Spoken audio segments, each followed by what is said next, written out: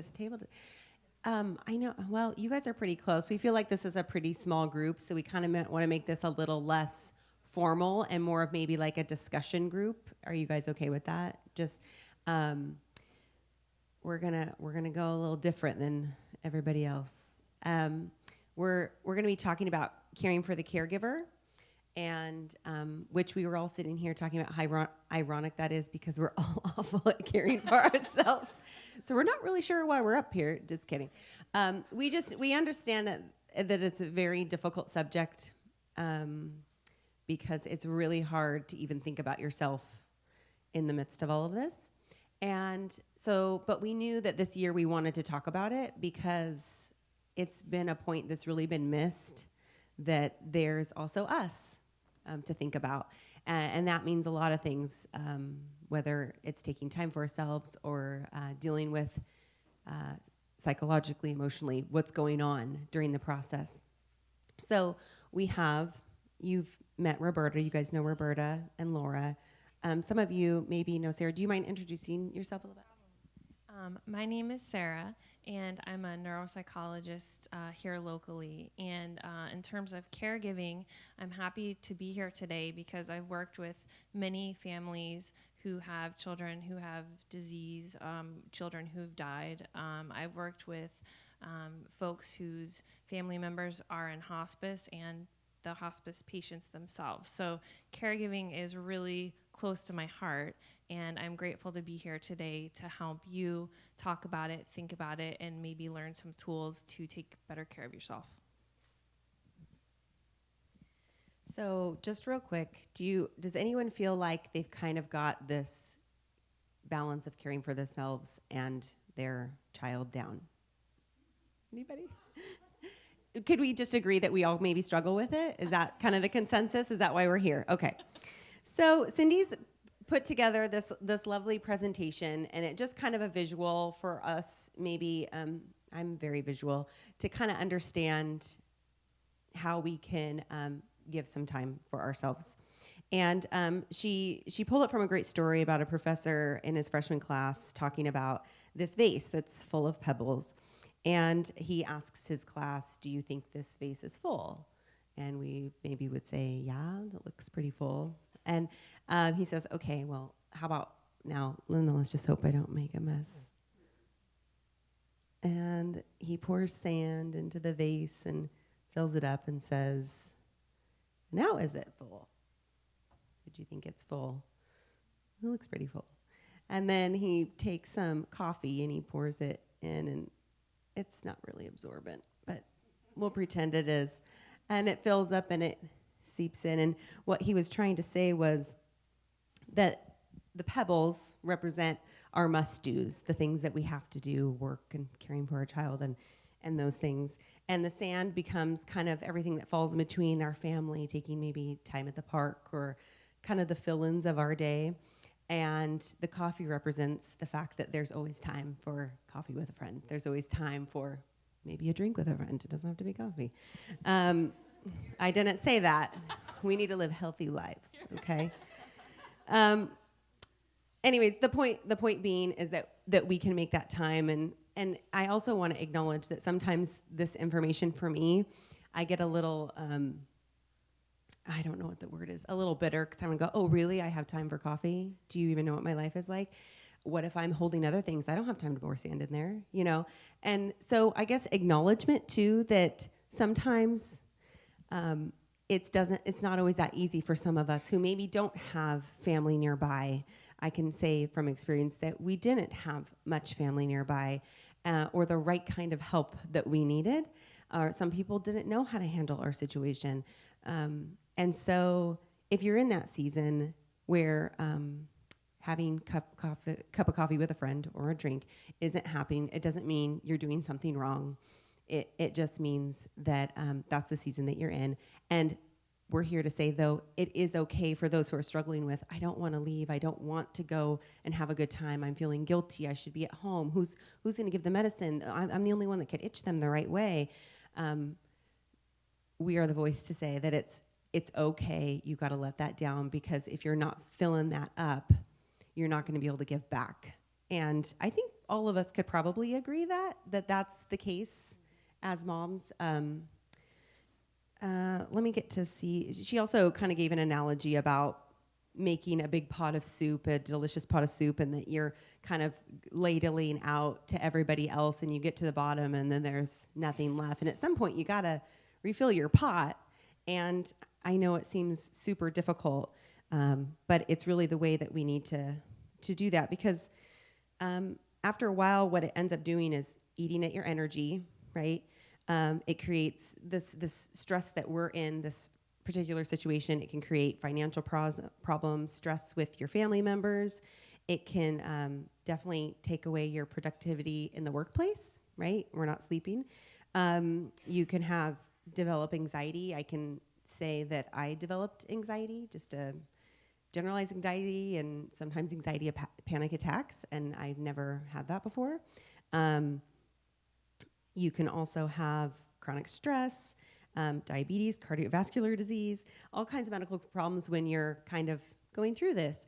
And again, not to scare you, but we got to be able to acknowledge this and say that this is a thing, this can happen, and we want to do our best to be proactive. And again, to acknowledge that if you're feeling those things, if you're feeling that anxiety and you've never had it before and you're kind of hiding it from everybody else, that I can probably guarantee you that majority of the families here are going through that.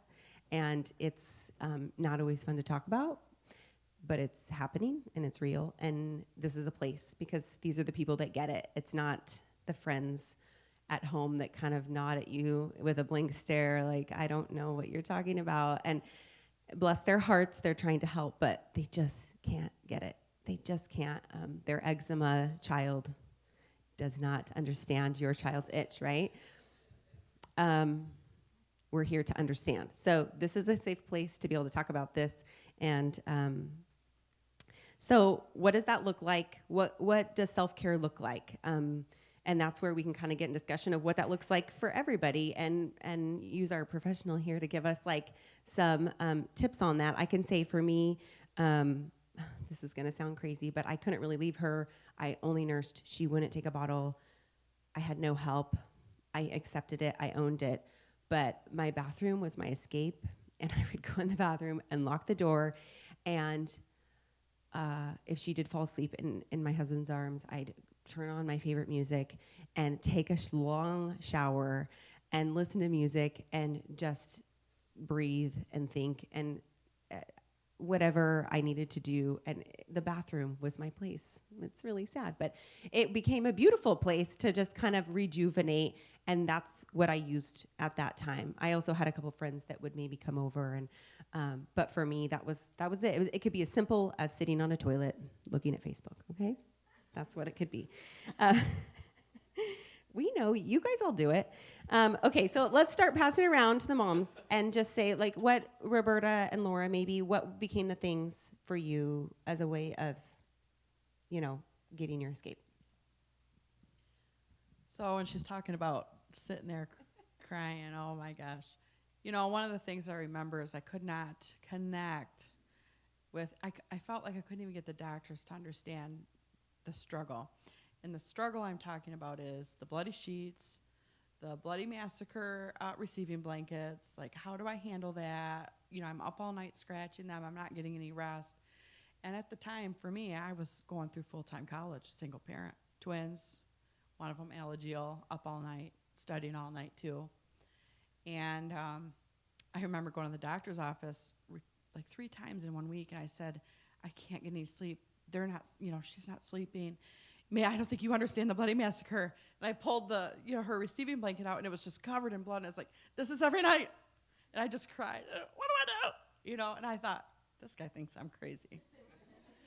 And it's a sheer fatigue crazy. It's like a crazy, you can't explain to your even your best friend. And I had to resolve to myself that it's okay to run outside and just, okay, all right, starting over tomorrow. And that's how it was, because you're just crazy. I mean, there's no other way. And you also have those people in your life that very much want to help, and they're not helping at all. They're suffocating the life right out of you. And for me, that was, for me, that was a relative who very much saw that I needed help and wanted to help, and I wanted to choke her. So I'm sure that you can understand. You have those friends that don't get it. You have the family that don't get it. You're surrounded by don't get it's. And then there's the one shining star of maybe a friend that says, enough, we're going out, come on. And they don't quite understand it, but they dive in anyway. And sometimes you have those people in your life that just dive in because they know that you need them. And so for me, I had one friend who was like 5 miles away. And I'd be like, what are you doing? She's like, I'm coming over. Okay, thank God. And it was like that for months. And thank God for her, because she kept me sane. She was my person.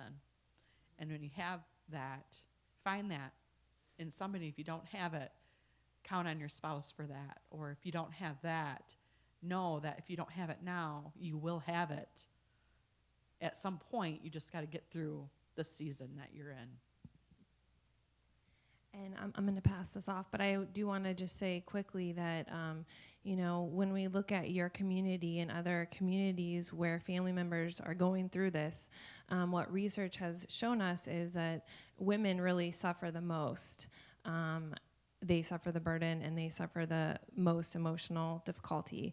And the one area is really that the study shows is the lack of control. And that could be just not knowing what's going to happen next. So feeling depressed, feeling anxious, feeling guilty, angry, all of those things are totally normal. If you said you weren't feeling them, I wouldn't believe you. And I think, like you described, bringing it to the surface, bringing that bloody sheet in, having those emotions, expressing them, no matter how crazy you may feel, that is the first step to addressing them and making yourself feel healthier. So really important thing to do. The other thing I wanted to just mention briefly is the studies that we know about tell us that kids whose parents have high stress levels, their disease is managed more poorly. So the most important thing you can do to help your child is to manage your stress level. So again, I think, this is a great session, but we probably need massage tables in the back. And it should actually be about 3 hours long, because you taking care of yourself is the most important thing you can do for your child. So in the beginning, I experienced the same darkness. There's a lot that's going on when you have a newborn. First of all, our newborns are supposed to be healthy, period, in our culture. So there's not a whole lot of people running up to help you out. We don't really have that kind of village. You're hormonal, and you're not sleeping. And I learned in my training that sleep deprivation makes me depressed. And I learned that because I had to experience it. And my training was when we went 36 plus hours with no sleep. So I went 36 hours in labor, had a C-section, and then had a sick baby. And so a lot of that part is kind of dark. I had a lot of support. I did not get so severe that I needed medication. I thought about it, but I was able to pull together pretty well with the support that I had. It was accepting the support that was a little difficult for me. I'm a do it myself, and I'm gonna, I don't, it's a weakness to need help. I actually come from a family where my mother was chronically ill. So I had both sides. My mom was getting much worse when my daughter was born. I was the doctor. I'm the family doctor. But I had my sister and my husband. And my spouse went through a period of his depression with their whole process, but he ended up being able to pull it together and be there for me. That's the person who you accept, that when they bring you the glass of water when you're trying to nurse, that's a good thing. Keep doing it, you know? Saying, okay, I can hold the baby now, I can at least do that, and I can go to bed for an hour, you know? Accept it, that's a good thing. Do that. I think I remember taking a walk on the roof of the hospital with my dad. I remember actually thinking that they had the barbed wire fencing thing around the edge of the hospital so that people don't jump off of it. And now I know why people think about it, kind of thing. Which I had never thought about why you would think about doing that. And periodically, I mean, it's waves. You're going to have really rough times. You're going to have really good times. You're going to have times where you think everything's moving along so smoothly, and this is really great right now. This is awesome, and you learn to wait for that next shoe to drop. Or somebody tried to frame it in a better frame than the shoe dropping, but the next wave hitting you. And it's kind of making sure when you're having the times that are good, really recognize them, hang on to them. I think that was really important through, you know, it helped me make it, is hanging on to those good times. And that's where you have that space and you can kind of say, okay, that's right. I need to, you know, make space for myself and take care of myself and my relationships, you know.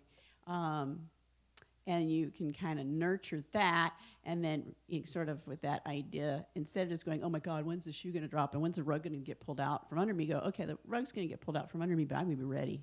You know? So that you kind of have that in place, so when it does, you can call that friend who you've learned who's really there for you, or that relative who makes sense, instead of the people who are kind of like, yeah, right, I sure wish I could do something for you. Assigning people, I found that if I assigned people tasks, even if it was something I thought was not going to be helpful, I was telling Ed this morning, you know, when people first said, oh, we want to bring you food, it's like, oh God, you're going to come to my house, it's a mess, you're going to come in, you're going to bring God knows what you're going to bring me to eat. You know, I don't eat that kind of food. And I said, yeah, okay, you guys all need something to do. Good. It makes you feel good. But the fact was, actually, when the food came in, it's like, oh, thank God I don't have to think about the food. You know. So, you know, for me, it was kind of accepting sort of that screaming in the shower. Yeah, that's a crying in the shower so nobody else knows you're crying. And then they tell you how you're going to stress out your kid because you're stressed. I didn't need that guilt. I really didn't need that study. Right, I know. I know the purpose. But the way I processed it, and the way I think some people process it, is you think, oh, God, now I'm all depressed. I'm crying while I'm feeding my baby, because I can't breastfeed my baby, by the way, and I had it all worked out, and I wasn't able to breastfeed my baby. She's a failure to thrive. She had to be on that new Tramagen, horrible-smelling, foul stuff. You know, so, you know, then you're stressed. So if you're stressed, it's okay. Your baby, she's great, right? She goes up here, she stands up here and tells everybody about her life. So she'll turn out anyway, or he'll turn out anyway. But those are kind of things. And I have all kinds of waves to share, which most of you know. So ask any questions. It's so great to hear from everybody and just hear about, but I would love to be able to like kind of turn to you guys too, and just hear more about what kind of keeps you, I know it's kind of scary, but just kind of what keeps you, because here's the thing. So many of us have things going on that nobody else thinks anybody else is going through. And when I sat there in that rocking chair bawling every single night thinking, what's the point of this? This is just suffering at this point. And what I did was walk through something that now I can be able to turn, and it can be used for good. And we can use what we're going through and use that for other people. And this is what this community is, to be able to turn and go, I've walked through that. here's what looks like, and you'll be shocked at what you can say to someone and they will take home with them, and it can literally be a switch for them where they're feeling hopeless to hopeful. And what an amazing gift you can give, what we can do for each other. I know that's how I left the symposium, thinking I can either go home scared to death and give up, or I can become an advocate. I can stand up and face this and deal with it and speak for others and help the next mom that's coming in that was sitting in that rocking chair crying. So that was my crossroads right there. So I know sharing sometimes seems like it's about you and you don't want to be put on the spot, but it's about other people a little bit. So maybe just sharing a little bit where you guys get stuck. Like, is there, do you have a hard time leaving? Do you struggle with taking time for yourself? Whatever that looks like, it's going to be different for everyone. Maybe Wanda can walk around and hand the microphone, and anybody? Anyone in particular? Yay, we got a winner.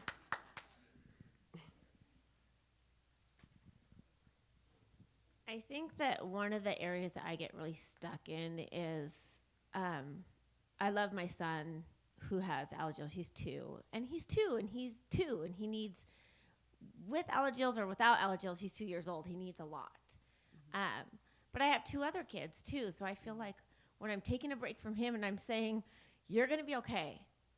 You're going to be okay for like 10 minutes while I'm not dealing with you.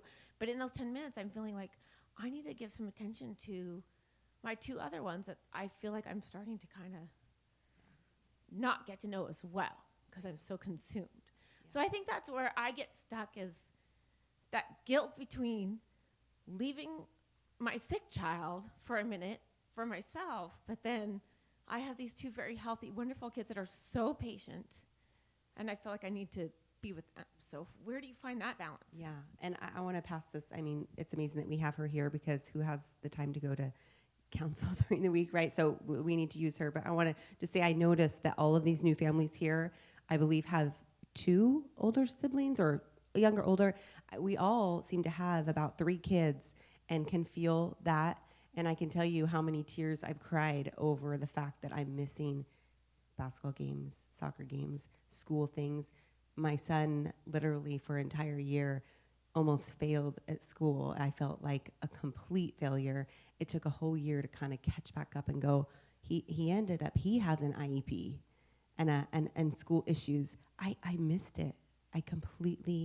I was so consumed with Emery that I missed it. And I just finished the IEP meeting just before we came here, and I was in tears with them, and I said, I'm so sorry. Like, I feel like and they said, no, like sometimes it takes time, but it's happening. But can I just say, from mom, and we're a little bit farther, the boys, I've never seen so much more compassion come from them, independence, awareness of the world like no other kids have. I was told by both their teachers that they care more about other kids than anybody else. They make friends with the kids that no one wants to be friends with. I will take that over a high score on their report card. I just will. At the end of the day, I care more that they care about other people, and they are building a character inside of them that we can't even see. And it may look like, and they're experiencing trauma, but it is enriching their lives in a way that we can't really understand. And I've kind of, as I've got to see that, but before I didn't, so it was scary. But I think you'll start to see that in them. Is just a little piece from mom perspective, but. Yeah, I think, again, what you're describing in experiencing, everybody's experiencing or has to some degree. I mean, I have 3 small children. It's a challenge, I have one of them that has special needs. As a parent, I can tell you it's a challenge. But in terms of what all of you are going through, when I put my professional hat on, what I would say is what you can do that's simple to help manage some of these things that you're going through is, first, is to think about having a daily goal or a way to refresh, a weekly goal or a way to refresh, and a monthly goal. So it could be literally sitting in your closet, maybe on the ground, with a glass of water or some other refreshment, and taking a water break, but adding that into your routine. You have no idea how much that can help you recharge and refresh for your other children, for your 2-year-old. Literally making yourself, having a spouse or someone support you and saying, calling you and saying, did you take your water break today? Have you taken your water break today? Sitting in the closet for 10 minutes or in the bathroom or wherever it is, you have to build that into your routine. When you're at a conference like this, you still take your water break. Maybe everybody goes down to the pool and you sit in the hotel room for 10 minutes. You maybe need a timer. You give yourself 10 minutes. That will help you refresh. These are just small things you can do. The weekly one could be, hey, maybe you sleep in one day. Work it out with your spouse. That could be your weekly refresh. Your weekly goal could be you sleep in Saturday morning, whatever that looks like for you. It could be that you go to a counselor once a week to work on these other goals, even for a short period of time. Coming up with that daily and weekly goal are simple things you can build into your routine. It could be going to yoga. It could be locking yourself in your closet or going outside for a walk for an hour. That could be your weekly goal. And again, the monthly goals could turn into a cup of coffee with a friend. These are just small things you can do day to day to help you refresh. But the feelings that you're experiencing, the guilt, the sadness, the anger, all of those things are so difficult, but once you start bringing them to the surface and acknowledging them, no matter how hard they are, or saying, hey, my mom is not helpful here. My father makes the situation worse. I need a break from him. The more that you're able to do that, the better you're going to feel. That is really like the first step in having those goals. So, I have the twins, one without, one with. I struggled so bad with guilt, an unbelievable amount of guilt. And I would see Claudia, she was crawling at like 8-9 months. Chloe couldn't even scoot. So I could see such a tremendous difference in their growth and their milestones. And I felt like I was missing Claudia's milestones because I was so focused over here. And once I started to see a therapist, like maybe 4 years ago, just for my own well-being, because my kids are older now, and I wanted to let some of this go because it will carry with you for years if you don't do something. And so my kids are 12 now. I was carrying that guilt all those years. And what I learned for me is that guilt that you're carrying, you're the only one seeing it. Your husband's not making you feel guilty. Your family may not be making you feel guilty. I mean, you never know. Maybe somebody's saying, well, you don't pay much attention to this other one. But the most of it is you. If you don't resolve to let it go and understand that you are making it worse because you're feeling that, you have to know to let it go. You have to give yourself a chance, like she's saying. Take the 10 minutes, go to the closet, have a water break, and let it go. Because sometimes you're the one seeing it. No one else is.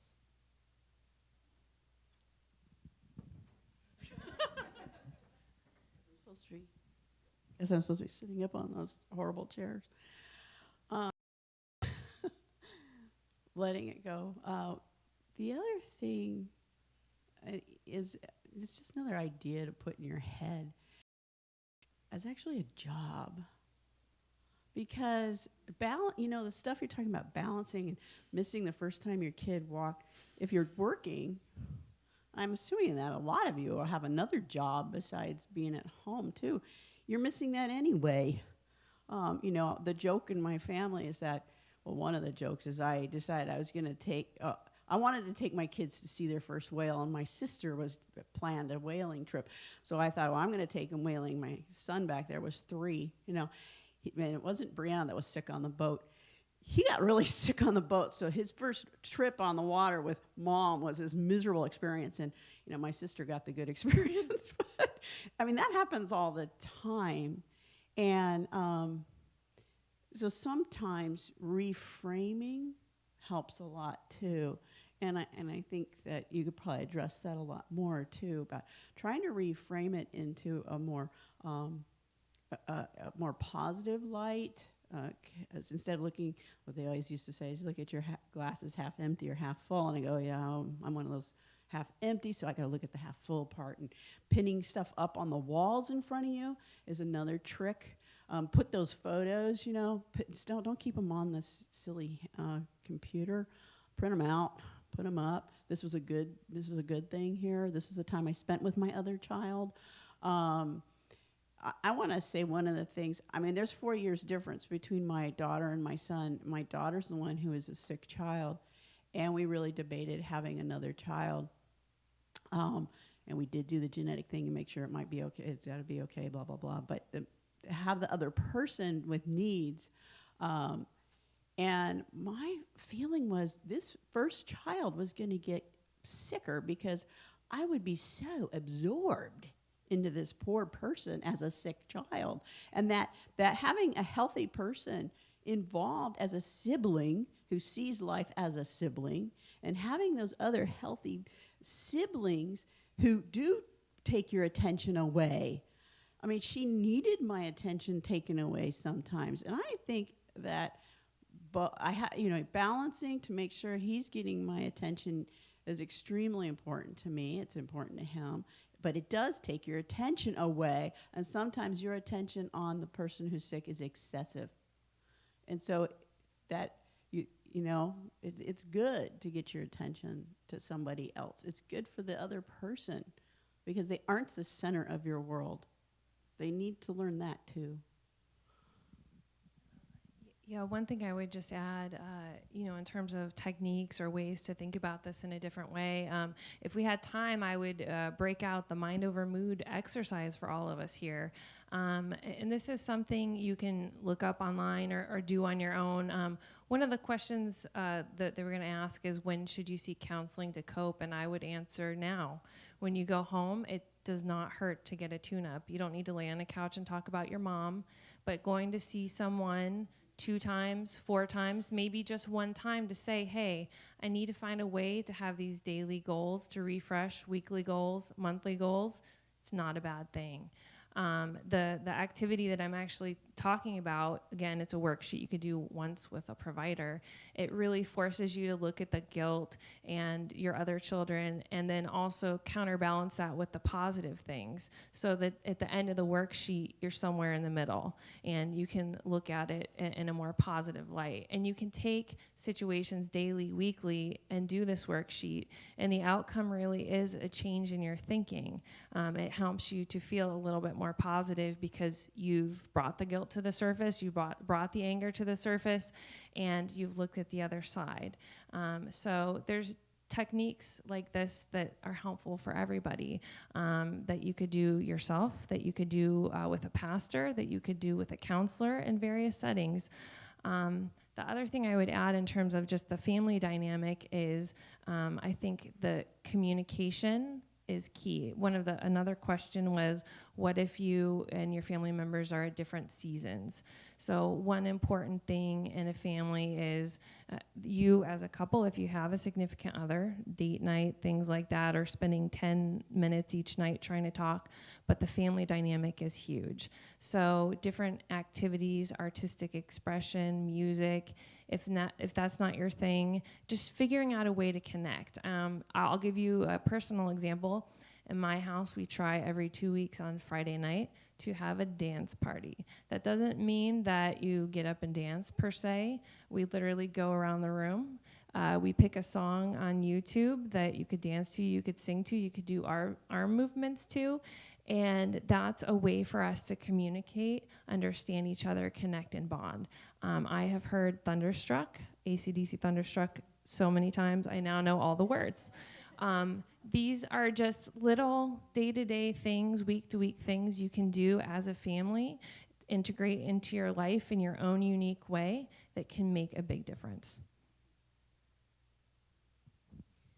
I think that's something also a great point to bring up about the relationship the husband wife if that's the situation that you're in, and the different seasons is a great thing to kind of discuss. And I could say for me in my example, me and my husband were on completely different pages with our diagnosis, and I want to be able to say this because sometimes it's just something, again, no one really wants to talk about and say that, oh, well, we weren't in the same place, you know.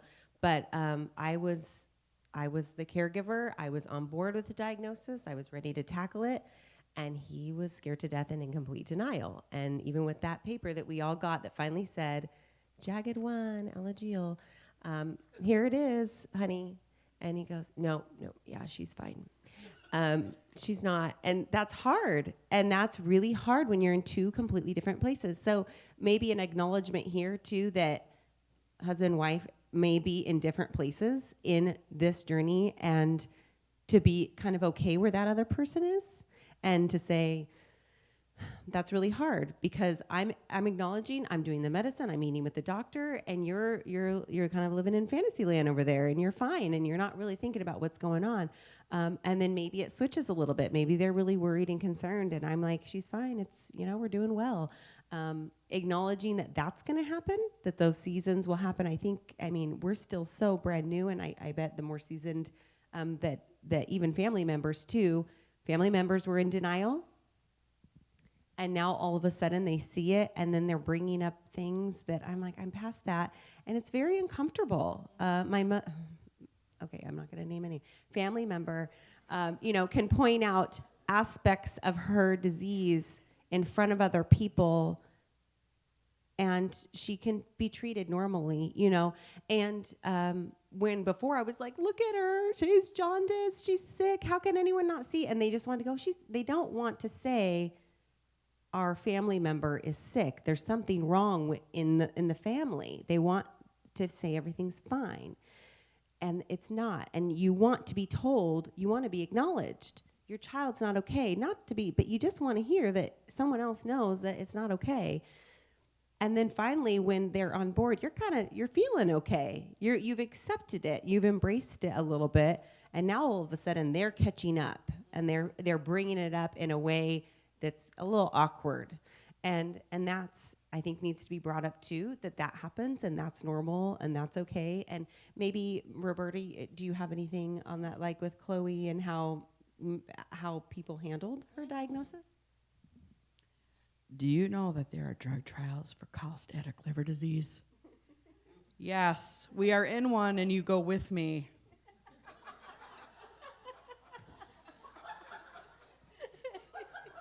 Do you know there are eye anomalies for Alagille? She has 2. Do you guys get that? I don't even have to describe that to anybody. The people that are in your life are sometimes not there when they're there.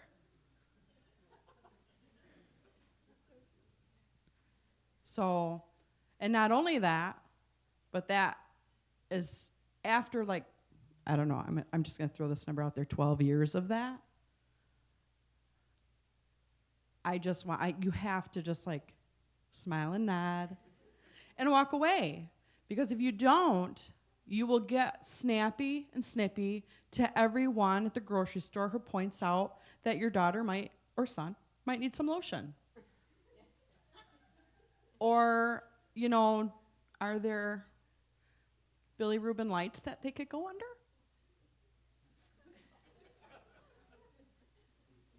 Why are they so short? I mean, have you checked into hormone therapy? That's my take on that. And it's great to say, because I think some of us maybe feel alone when you are in the grocery store and you hear those things, and it's kind of an eye roll moment, and then you hear a seasoned mom say that it still happens, it still goes on. But that's why we're here, and that's why you get connected, get on the Alagille awareness page, get each other's numbers, and when those things happen, we'll leave that to each other, because like she said, you'll start to carry a seed of bitterness, and you don't want to be bitter, sick child mom. You just don't. You don't want to walk around like that. And I started to change, and I think I was telling one of you, I started changing those opportunity, or those what I felt threatening moments, to opportunities. You want to talk about it? I'm ready. I got Alagille syndrome. I've got my paper. I'll give you a presentation right now if you want it. It became a moment for me to advocate. It became a moment for me to tell them about Alagille syndrome, even those children that came up. And for me, maybe it's not really about them. It's for me. I don't want to walk around angry and bitter and sad and depressed because I don't have a quote unquote normal child. So how are we doing on time? Does anyone know what time it is? 10 o'clock. Does anybody? Oh, great. We got great. Let's keep going. Okay, so I have those same questions that I get asked too. I mean, I think we all do, you know, can't he just be in the sun? But I think what's worse for me sometimes is I have family members, in-laws, who have never asked a single question. Mm-hmm. My child's 2. Mm-hmm. And, I mean, we went to 9 appointments in 6 weeks just recently. And never in 2 years have several family members ever asked a single question. And, you know, when I was talking to kind of more of an extended one, you know, oh, no, we were told by so-and-so. Really? Because that person's never ever asked me a single question. So I'm really curious as to what they told you. You know, so I think to me, I would almost rather be asked the dumb question than to just not acknowledge it at all. And I don't know that I want him to be singled out, or that, you know, I don't want him to be the grandchild that is singled out per se. But I would just like to be asked a question about him or his treatment, or, you know, what we go through, or, you know, the fact that we do give 10 medications twice a day. You know, those types of things that I think people look at him and they go, oh, well, he looks like he's doing great. And you say, well, that's interesting because he's going to have braces on his legs next week, and he has rickets, and he has, you know, 20 medications per day. You know, so sometimes I think I'd rather be asked the dumb question, because then you can educate. Where if you're not asked anything, I feel like that's where I become more bitter. Oh, and I think that's completely valid. I think we would all feel that way. And I can say from experience, I mean, I'm probably only a year and a half. Now that we've gotten farther, I could say I never reached a point where either reaction was ever made me content. Does that make sense? Okay, so we're never going to be content with them either asking or not asking, because we're not okay with what has happened, really, right? So, but those people might come around, and for me, those family members kind of did come around, but they're never going to support me in the way that I want to be supported. And to be honest, I still grieve that to this day. And it's not necessarily their fault, and I had to, and I think this is where kind of counsel probably comes in to play, of learning how to deal with that what's the word? The expectation being lost. We have expectations in our minds of how our family is going to support us through this, and they will fail us every single time, not because they're completely human, and they're probably scared to death, to be honest. A lot of my family were scared to death to really acknowledge what was going on, and so they didn't want to talk about it. But what it feels like to us is, you don't care about my child. You don't care what I'm going through. You don't want to acknowledge what I'm suffering through. You basically, point blank, don't care. And I had to change my way of it. That's just how they were caring. Maybe they felt that not seeing anything was caring.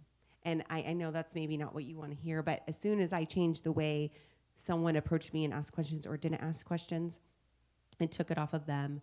And that was just for me. I don't know if anyone else has any thoughts on that. Anybody?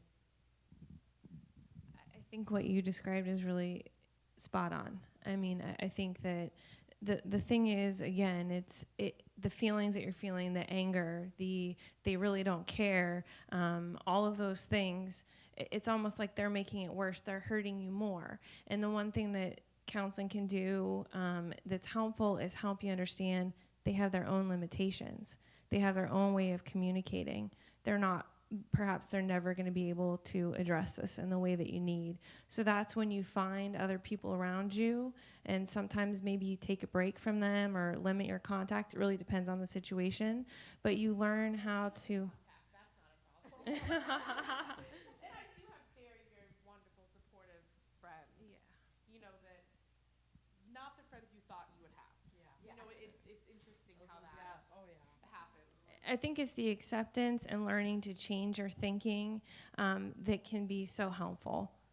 But I think what you described is just a beautiful process of how you started to think about it and what you've gone through. And you're right in the middle of it. And I really feel for you because it is so painful just to deal with it every day. I mean, I can't imagine. I just want to say, because my son's 8, so we've been through the dark days, and it was a rough 4 years for him, but I want to tell everyone that has the little ones right now that it gets better, and you do get through it.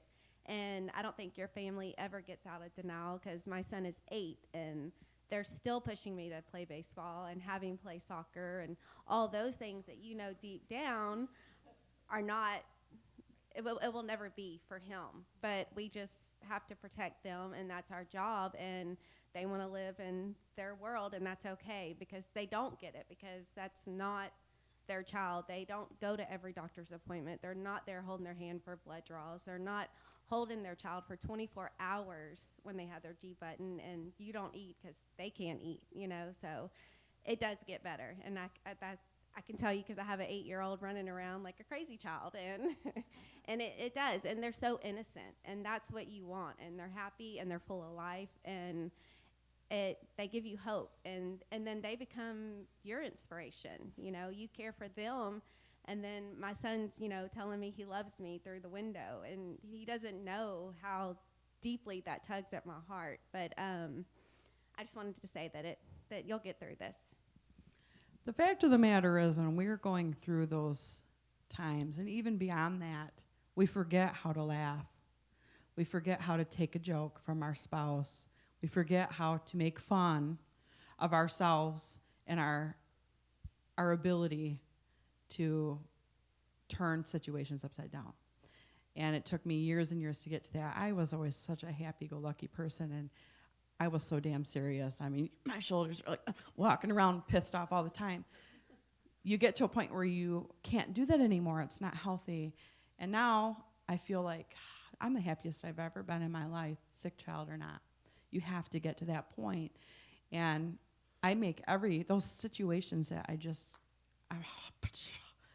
they're all Seinfeld moments for me now. Watch out. Because you have to learn to turn it upside down. You're going to find those Alagille friends and families that you can laugh with and joke with, that you can, and even your family members that you're like, did you see what she just said? Lotion. You have to find yourself again. You have to find your ability to laugh and move forward, because it's not the end of your life. It's not the end of your child's life yet either. Don't forget who you are. I think I saw. Good. Hi, I just had one question, and it's related to counseling. So it's something that I tell myself, I'm like, I just need to go and just talk to somebody. I don't want to talk to a family member. I don't want to talk to a friend. I don't want to go on a Facebook group page. But I guess the journey of finding a counselor, what is that like, and what resources are out there? Because the last thing I want to do is go to a family doctor who then refers me out, which I've gone through, and then all of a sudden call somebody to, almost ask for that help, and then no one ever call you back or pick up. So I'm curious, from a counseling perspective, what is the best route to get that help? Well, part of it depends, again, are you going to go through insurance? Are you going to pay out of pocket? Those kind of things. So from an insurance path. So what you've gone through, unfortunately, is how it works. So if you're going through an insurance path, you're going to get a list of names that accept your insurance in your area, and then you have to call. You have to make the calls, and oftentimes providers will not call you back. What you can do, though, the web is great at looking for what people's specialties are. Sure. So before you even make that phone call, identifying 4 or 5 people and leaving a message. Be brave, leave a message. This is for you. They're supposed to be helping you. If you can't get back to me, if you're full, I would like you to contact me and give me some names of people who may help. Contacting your physician, advocating for yourself. It's one of those difficult things.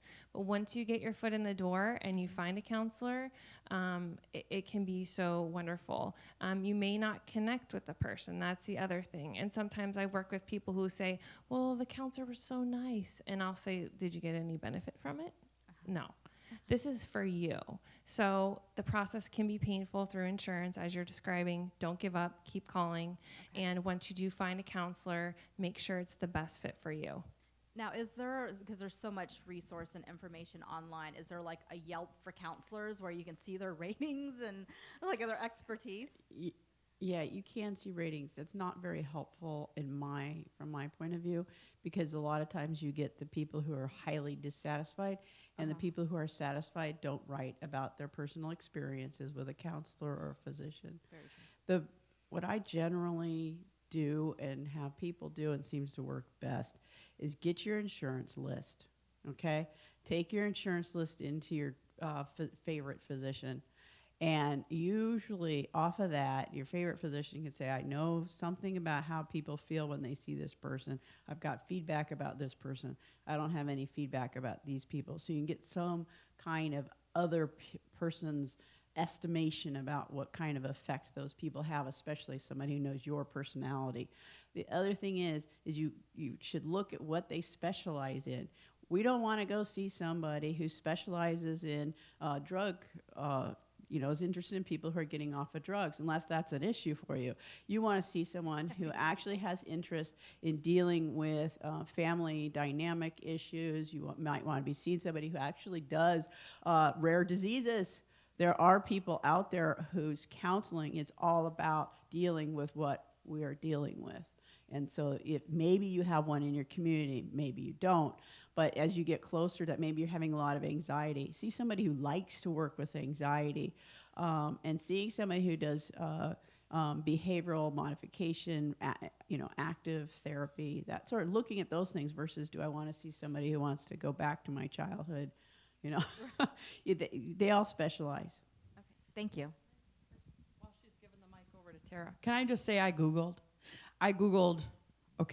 counselors in Midland County. A therapist. I need a therapist. I Googled all of that in my county, and I went right through the list, and every single one has a profile of what they do, who they are, what they, along the side is what they go through. I mean, the one that I chose was grief, spousal, marital issues, because you're going to maybe have those. 50% of spouse relationships with a sick child don't make it. Grief, loss, anxiety, guilt, any of that. I chose the one that had everything I could think of, and I'm so damn thankful for it today. Google. She's really funny again. Google. I like your bike pants. Thank you. She's back. My comment kind of goes back to what Roberta was saying about annoying people in the grocery store and also family not getting it. After one day of hearing for the millionth time, he's really small, you should probably take him to the doctor.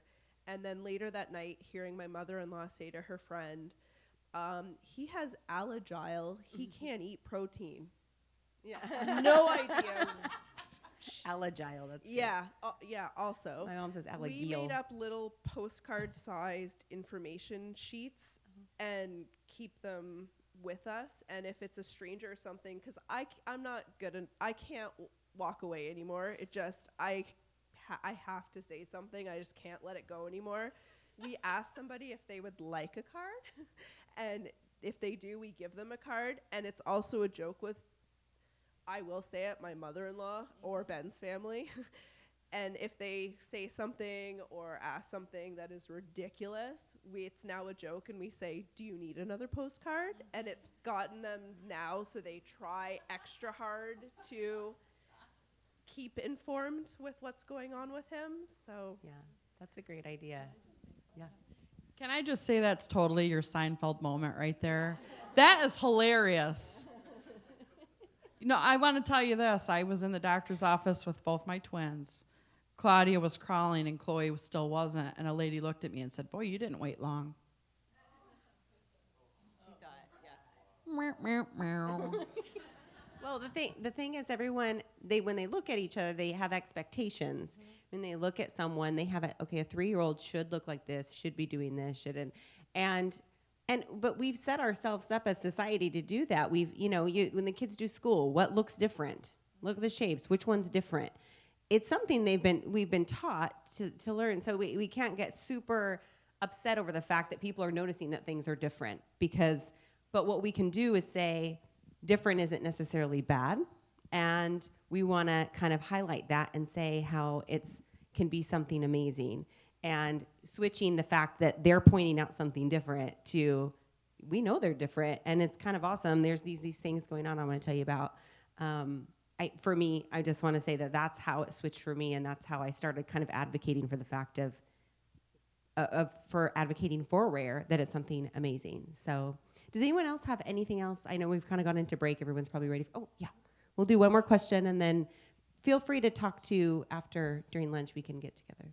It's a little less of a question, but I want to just sort of share that I think we're really lucky that our family and our community and our friends really do have a deep understanding of what we're going through. They've done tons of research even on their own, and they get it. Now we get this really great statement when they look at you and they say, I don't know how you do it. Oh, yeah. What do you do with that? So this is my new phrase. They go, I don't know how you do it. And I go, you know what? I don't either. Yeah. Well, there's two I get options. up every morning and I make a choice. Yeah. And my choice is the same as every other parent on this planet. And that is, am I going to take care of my child today? Or am I not going to take care of my child today? Yeah. My journey may be a little bumpier than other people's, but it's the same choice. I make the same choice as you. I get up in the morning and I say, I'm going to take care of my child, and you figure it out. I don't know how I do it either. Yeah. But that's my new favorite. I don't know how you do it. They're trying, and I have to take it away, right? Put it on myself. So yeah, they're actually really trying to be helpful. They are, because they're trying to offer sympathy, and they're trying to be supportive. And so now I just look at them and I say, you know what? I don't either. Yeah, we're all just figuring it out. I had a friend whose child had passed. We had children at the same time. They didn't have Alagille, but she continually got, I don't know how you're doing this.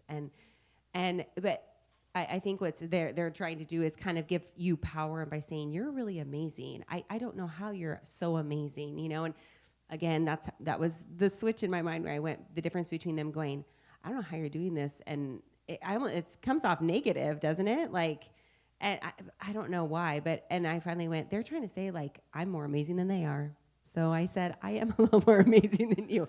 Okay, I didn't say that. I wanted to say, we are, you guys. Let's just say it. The fact of the matter was that I had to step up to something that they necessarily had to do. And I would say the same thing, is that if your child was sick, you wouldn't. To be honest, I told them I didn't want to do it. And I was honest, and I said, I wanted to run away. When she was diagnosed, I literally ran down to the end of the hall, and I looked out the big window, looking over everything, and I thought, where could I go? Where could I run? I honestly considered it for a split second, because I don't deal with anything like this. I was probably the person least qualified to handle a sick child. And so when people would say things like that, I wanted to say, I don't want to do this. I don't want to do this. So I love that you shared that, because I think it's a very common statement we all get. And I wish we could sit here all night, because I think this is a big piece that gets missed a lot of the time. We get to hear about all these amazing ways of handling our child, but this, for me, is the foundation to be able to do that. So we have to wrap up, because we're going to have the keynote address. I just want to thank everyone and everyone up here for doing this. And if you see if we keep talking during lunch or whatever, get each other's info. And thank you guys so much for sharing. Really appreciate it.